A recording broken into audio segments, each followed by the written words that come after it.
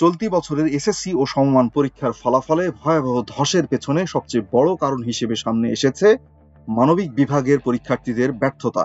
এবছর মানবিক থেকে অংশ নেওয়া পরীক্ষার্থীদের পাশের হার মাত্র 48.74%।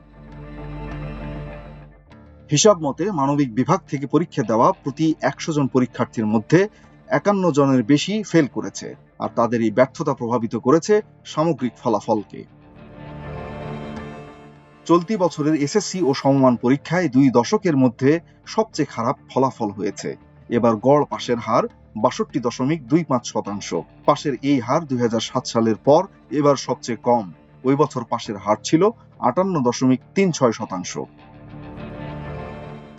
এদিকে মানবিক বিভাগের শিক্ষার্থীরা বেশি ফেল করার কারণ হিসেবে শিক্ষা বোর্ডের কর্মকর্তারা বলছেন তারা ইংরেজি ও গণিতে দুর্বল, আর এই দুটি বিষয়ে তারা ফেল করেছে বেশি।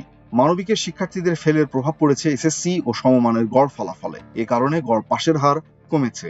জিপিএ 5 প্রাপ্ত শিক্ষার্থীদের সংখ্যাও বিগত বছরের তুলনায় কমে গেছে। প্রকাশিত ফলাফল বিশ্লেষণ করে দেখা যায় এবছর এসএসসি ও সমমান পরীক্ষায় অংশ নেয় মোট 18,29,485 জন শিক্ষার্থী। তাদের মধ্যে পাশ করেছে 11,38,877 জন এবং ফেল করেছে 6,90,608 জন।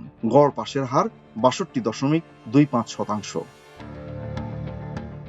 এবছর মানবিক বিভাগে পরীক্ষার্থী ছিল সবচেয়ে বেশি 6,17,885 জন। তাদের মধ্যে পাশ করেছে মাত্র 3,01,174 জন।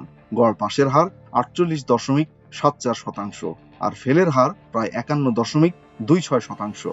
অর্থাৎ মানবিকের প্রতি 100 জন পরীক্ষার্থীর মধ্যে 51 জনের বেশি ফেল করেছে। অন্যদিকে এবার বিজ্ঞান বিভাগের শিক্ষার্থীরা তুলনামূলক ভালো ফলাফল করেছে। বিজ্ঞান বিভাগে এবছর পরীক্ষার্থী ছিল 5,66,958 জন। তাদের মধ্যে পাশ করেছে 4,57,188 জন। গড় পাস 80.64%। অর্থাৎ বিজ্ঞান বিভাগের 100 জনের মধ্যে প্রায় 81 জনই পাশ করেছে। আর ব্যবসায় শিক্ষা বিভাগে এবার পাশের হার 64.29%। এই বিভাগ থেকে পরীক্ষায় অংশ নেয় 2,19,696 জন। পাশ করেছে 1,41,248 জন। অর্থাৎ মানবিক বিভাগের চেয়ে বিজ্ঞান ও ব্যবসায় শিক্ষা বিভাগের শিক্ষার্থীরা তুলনামূলকভাবে ভালো ফলাফল করেছেন। মাল্টিমিডিয়া ডেস্ক, আমার দেশ।